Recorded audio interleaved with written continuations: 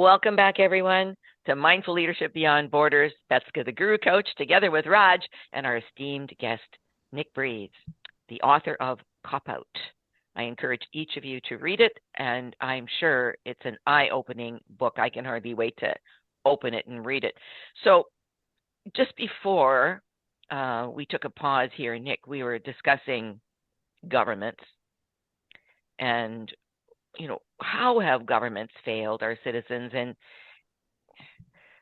you gave quite a few responses, including, we discussed, well, shouldn't there be some global entity to do something more powerful, because we don't have a lot of time left, to take very serious action. So now the conversation, I believe, should go to the average citizen.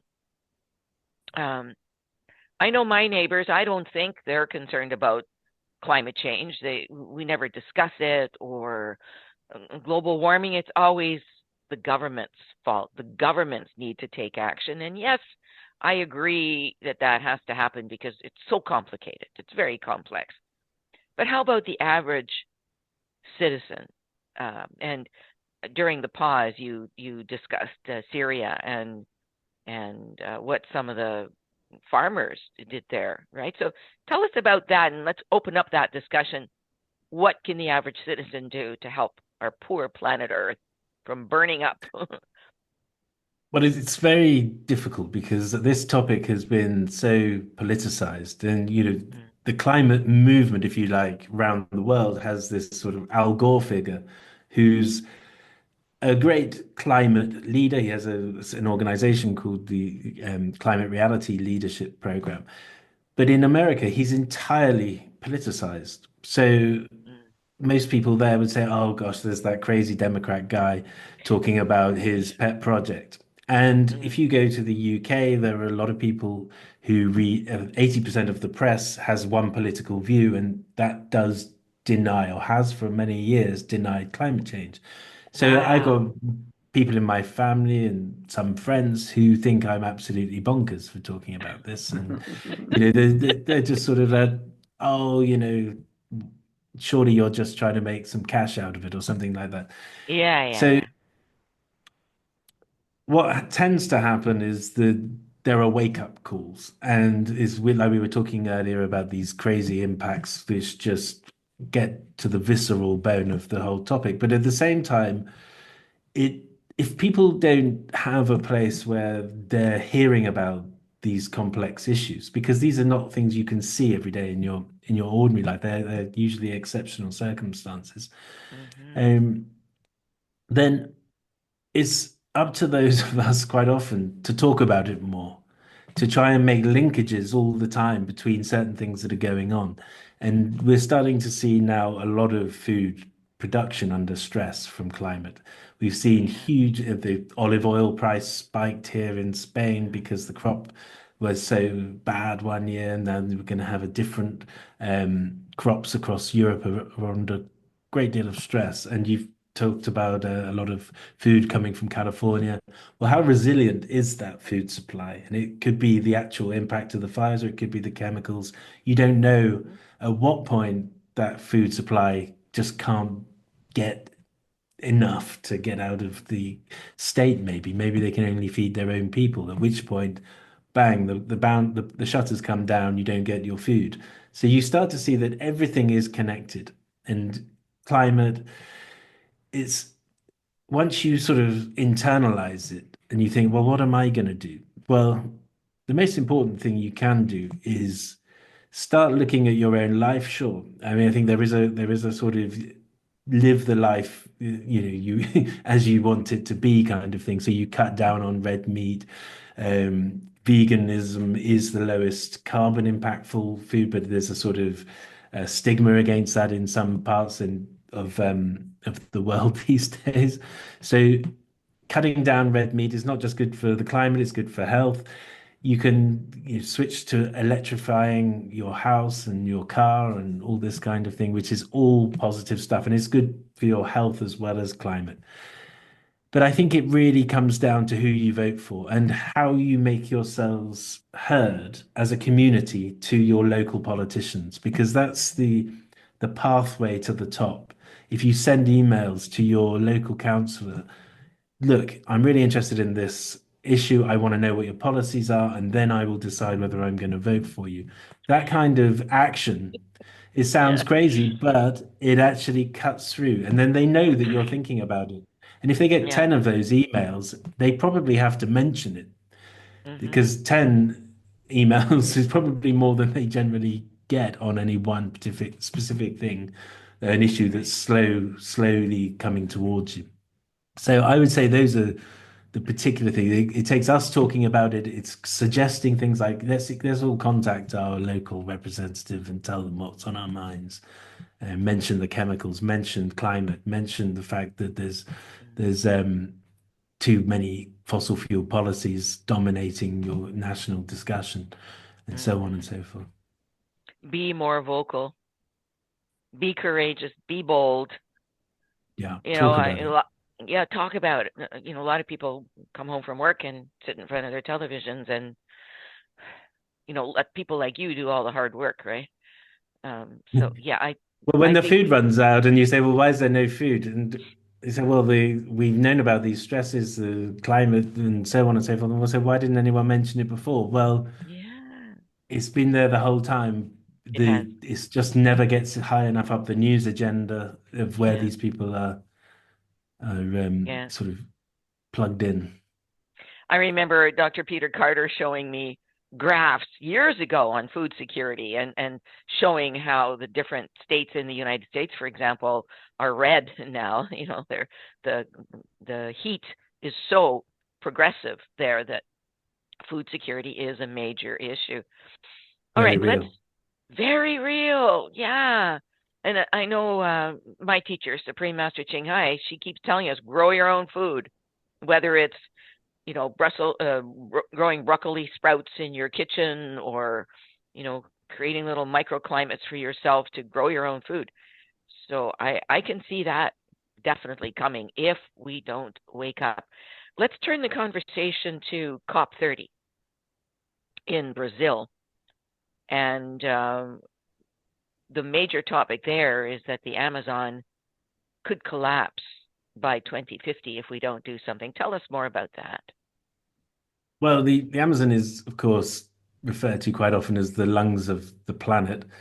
Um, it's been in a dire state because of successive droughts, but also because of mining and deforestation and so on. And now, and Bolsonaro, obviously, all of that accelerated in terms of what the human input was and all of that. But Bolsonaro's gone, and Lula's making a concerted effort in a very difficult situation because there's a lot of conflict in the political scene in Brazil. But they are launching a tropical forest forever fund, and this aims to Oh, um, provide funds because this is a really expensive work to try and stop the deforestation. You have to look after those communities, and you have to do a lot of regeneration work and so on. So they want to not just focus on the Amazon, but tropical forests in general. Of how can you uh, start to be better stewards, I guess is the right word, of these vital parts of the biosphere. So that's one big thing that's going to come out of this COP. The adaptation and funding is something that is traveling from COP to COP. We are now, as we've been talking about, we have a real dire urge to adapt to what we know is coming and potentially what different scenarios may present. So adaptation is key. And then how do you pay for it and who pays for it? There's a lot of yeah. nations around the world who didn't create this problem. And there's a lot of Mm, countries like mine, the UK, which has a legacy, a long legacy of enriching itself by causing the problem. So, who does the responsibility lie with? And these are all the issues that get talked about. That's another one for this COP. But a dominating conversation as well will be what happens between now and 2035. What is each nation going to do to try and curb its commitments. So that those are some major themes. But then you've got the incoming American government who are going to withdraw from the Paris Agreement. So that means you'll get no federal input from the states. But that said, the states themselves take a very different attitude. And you Yeah. saw this back in Bonn after the last time Trump came in 2017. Um, the states showed up as a coalition because they they themselves have out of the reach of the federal government some I think it's around 64% of US emissions that they can look after, that they can reduce on their own. So they're quite a Oh, considerable force. And then you put on yeah. top of you Awesome. put on top of that a lot of Republican states in the US are now producing solar. So back in the last Trump administration, I think that America was something like 25th in terms of producing solar in the world. Now they're number three. So Wow. all of this talk about drill, baby, drill. Well, you might not have any customers for that. And all the building out of these gas terminals, I did interview a gas analyst, I think it was about a year ago, about America building all these gas terminals. And they think they're going to offload it all onto Europe. But Europe is massively accelerating electrification. So what you could see is a huge bubble in gas prices and gas industry and gas infrastructure and investment that suddenly just blows up because there's no demand. We're electrifying away from it. Ha. But one of the big challenges, of course, is for wealthy countries to provide this technology to the developing countries in the global south, so that they too can benefit and they too can leapfrog the fossil fuels. But it's sort of we're fighting against fossil fuel, well, petrostates, if you like, who actually trying to find new customers for their Yeah. products. Yeah. So that's the sort of struggle of where we are now. So, but electrification, pushing forward, and basically killing off the demand seems to be our only option in the face of Hmm. countries who are not Yeah. willing to stop producing. I can see that.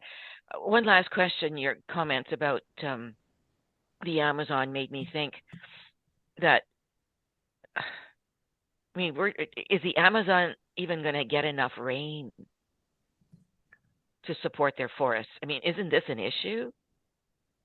Yeah, I think if we were able to pull back, I mean, from someone I spoke to who is works in trees and so on and so forth. They think that the trees themselves create the rain. They are rainmakers. So it does seem that if we pulled back and switched our relationship with these sort of natural ecosystems, biodiversity, and we became sort of regenerators instead of destroyers, or we Hmm. try and mine it or whatever. If we could reverse our relationship with it, then we could preserve a hell of a lot and preserve those Yeah. hydrological cycles that are going on within the Hmm. region. Hmm. But it would take a huge amount of effort. Well, I think that effort needs to be done. Yeah. So, Nick, thank you for enlightening us here today. Wow, what a conversation.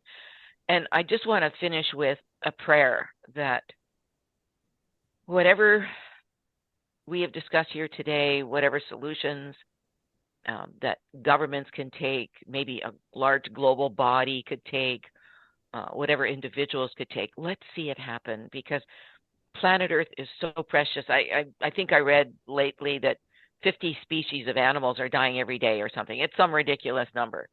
And so, come on, folks. Let's gather around these geniuses like Nick Breeze and really take some action. And governments, I hope you're hearing us. Thank you for joining us, Nick.